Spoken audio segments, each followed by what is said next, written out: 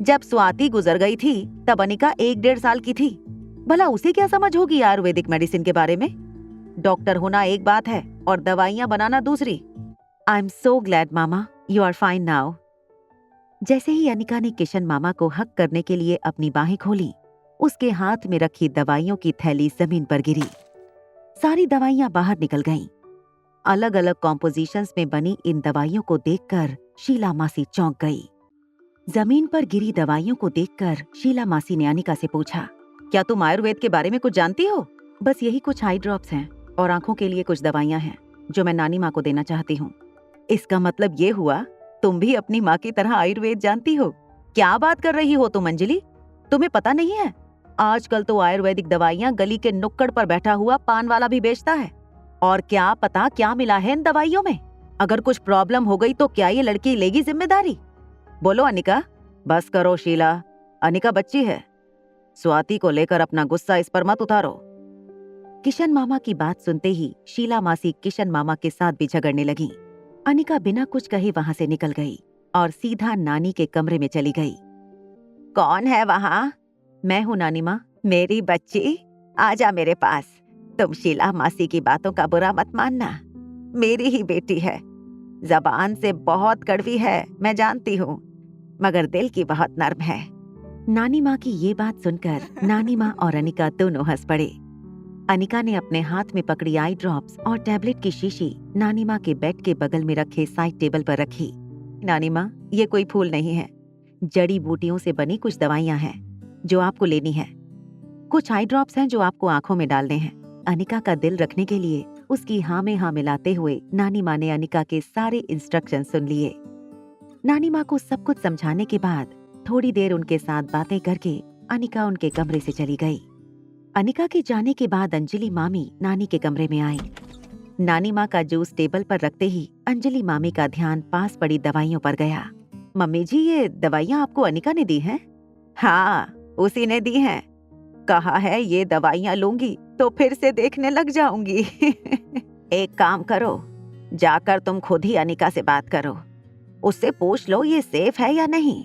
Mummy जी, आप तो जानती हैं शीला ने जिस तरह अनिका से बात की है, अब अगर मैं अनिका को ऐसा कोई सवाल करूंगी तो उसे लगेगा कि हमें उस पर विश्वास नहीं है और हो सकता है उसे हमारी ये बात अच्छी ना लगे। मैं कल श्वेता को पूछती हूँ, वो आयुर्वेदिक साइंस की पढ़ाई कर रही है, उसे जरूर मालूम होगा इन दवाइयों के बारे में।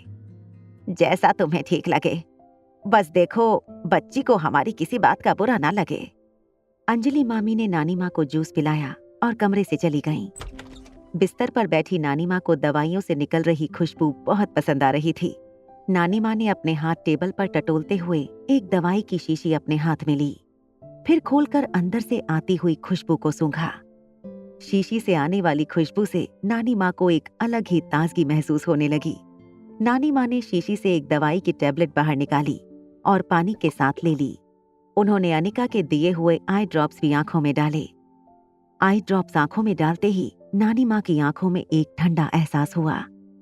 कुछ पलों में नानी माँ को गहरी नींद आ गई। संडे सुबह बलवीर सर की एकेडमी से दोनों बच्चों ने फिर से अदला बदली कर ली थी। कार में मल्होत्रा हाउस वापस जाते वक्त रिया ने अनिका से पूछा, मम्मा, क्या तुम आर्यन को आज अकेला ही छोड़ दोगी? आर्यन भोला है, अनजान लोगों से डरता है। अगर आज पूरे मारवा फैमिली के सामने किसी ने उसे कुछ कह दिया तो आर्यन उनका मुकाबला नहीं कर पाएगा। जैसे मैं तुम्हारी मम्मा हूँ, आर्यन की भी मॉम हूँ, और अपने बेटे को झूठे एलिगेशंस में फंसते हुए तो मैं भी नहीं देख सकती। रिया को अंजलि मामी के पास छोड़कर अनिका लाइफ केयर हॉस्पिटल पहुंची। दादी माँ के कमरे के बाहर लगभग पूरा का पूरा मारवा खानदान इकट्ठा हुआ था। सामने खड़े होकर पंकज मारवा चिल्ला चिल्ला कर अपनी बात रख रहे थे। उनका कहना था, रोहित ये कैसे कह सकता है कि ये काम आर्यन का नहीं था, जबकि सीसीटीवी कैमरा और नौकरों की गवाही से ये साबित हो चुका था कि सुहासिनी मारवा को धक्का आर्यन ने दिया था। क्यों धीरज, तुम्हें क्या कहना है इसके बारे में? देखिए, मेरे ख्याल में रोहित के दादाजी ने जो फैसला लिया है वही सही है। आखिर हमें ये नहीं भूलना चाहिए कि आर्यन एक 6 साल का बच्चा है। हम सब जानते हैं कि धीरज भैया को रोहित भैया से कितना लगाव है और रोहित भैया को आर्यन से, तो जाहिर सी बात है धीरज भैया उन्हीं की तरफ से बोलेंगे। देखो धीरज, तुम्हारे दादाजी ने फैमिली और बिजनेस दोनों को बराबर का इम्पोर्टेंस दिया है और वो चाहते हैं कि जो कोई भी फैमिली मेंबर बिजनेस और परिवार दोनों को जोड़कर आगे बढ़े वही फैमिली का हेड बनेगा।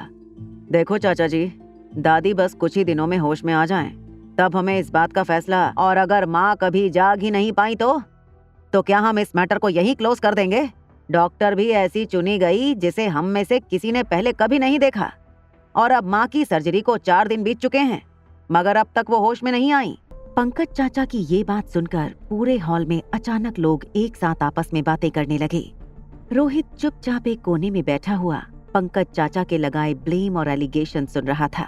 उसने क्यों अनिका को ऑपरेशन करने के लिए चुना, इसका जवाब तो वो खुद नहीं जानता था। बस उसे यकीन था कि ठीक 4 दिन बाद दादी माँ को होश आ जाएगा। रोहित, कुछ ही देर में बड़े बड़े पॉलिटिशियंस और मीडिया वाले भी यहाँ पहुँचने वाले हैं। तुम्हें आज पूरी दुनिया के सामने ये बताना होगा कि आखिर क्यों तुमने बिना किसी फैमिली मेंबर की इजाजत लिए माँ को इतने बड़े खतरे में क्यों डाला है। पंकज और आयुष रोहित पर प्रेशर बना रहे थे जवाब देने के लिए। तभी वहाँ दादी माँ के आईसीयू रूम से डॉक्टर शालिनी बाहर आईं। आगे की कहानी जानने के लिए देखें अगला एपिसोड सिर्फ पॉकेट एफएम के यूट्यूब चैनल पर। और एक लड़की को देखा तो के सारे एपिसोड को सुनने के लिए डिस्क्रिप्शन में दी गई लिंक से डाउनलोड करें पॉकेट एफएम ऐप।